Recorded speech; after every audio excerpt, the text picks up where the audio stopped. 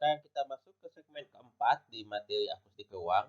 Pada segmen ini saya akan membahas tentang beberapa parameter akustik ruang yang biasa dipakai untuk menilai kualitas suara di dalam sebuah ruangan. Yang pertama adalah parameter terkait dengan waktu dengung. Parameter tersebut adalah EDT atau Early Decay Time, T20 atau T30.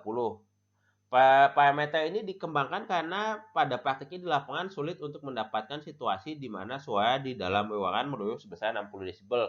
Bayangkan kalau misalnya kita punya ruangan dengan kebisingan lingkungan sebesar 40 desibel, maka kita harus membangkitkan suara sebesar 100 desibel. Sehingga kita menggunakan pendekatan alternatif yaitu ketiga parameter ini.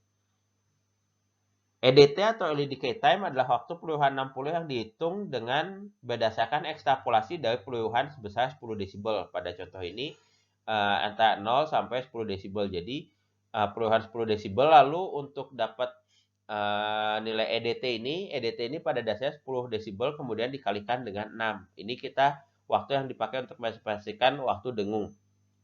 Kalau T20 peluyuhannya sebesar 20 desibel. Jadi kalau dilihat di sini ini peluyuhannya sebesar 20 desibel.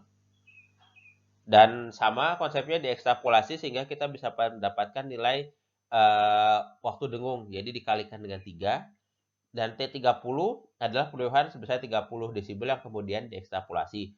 Perlu diingat bahwa pada saat kita menggunakan perangkat lunak untuk melakukan perhitungan, biasanya ekstrapolasi ini pengalihan bilangan angka 3, 2, dan 6 ini dilakukan secara otomatis. Jadi hasilnya sudah merupakan hasil ekstrapolasi dari 10, 20, dan 30, peluyuhan 10, 20, dan 30 desibel.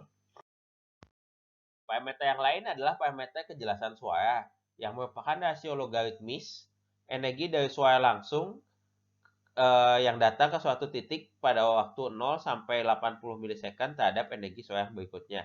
Ini adalah parameter kejelasan suara untuk musik. Kalau untuk percakapan, persamaannya sama tapi dinamakan C50 karena peluyuhannya ini untuk percakapan. Karena peluyuhannya diambil dari T sama dengan 0 sampai dengan T sama dengan 80 milidetik. 50 milidetik. Ini untuk C50. Persamaannya ini jadi pada dasarnya kita lihat di sini adalah rasio energi dari 0 sampai 80 milidetik. 0 sampai 80 milidetik dibandingkan dengan 80 milidetik sampai energinya habis. Dinyatakan dengan satuan logaritmis. Parameter yang lain adalah definisi. Definisi adalah persentase suara yang datang pada waktu 0 sampai 50 milidetik dibandingkan dengan total energi keseluruhan. Jadi 0 dari 0 sampai ke tak hingga. Ini adalah parameter terkait dengan kejelasan suara atau speech.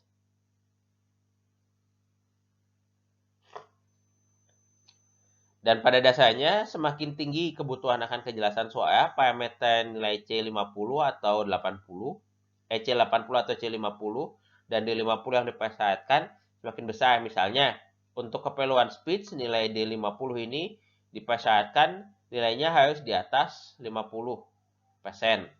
Dan perlu diingat bahwa D50 dan C50 ini adalah parameter yang digunakan untuk menilai kualitas suara untuk musik, untuk percakapan, sementara C80 ini adalah parameter yang terkait dengan musik.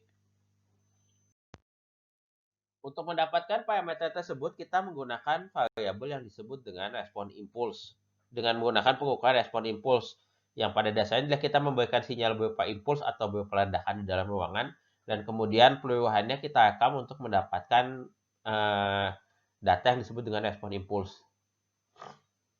Dan untuk respon impuls, sinyal impuls adalah sinyal yang dapat didekati dengan fungsi Dirac delta, yang bernilai tak hingga pada variabel lebih dari 0 dan bernilai 0 pada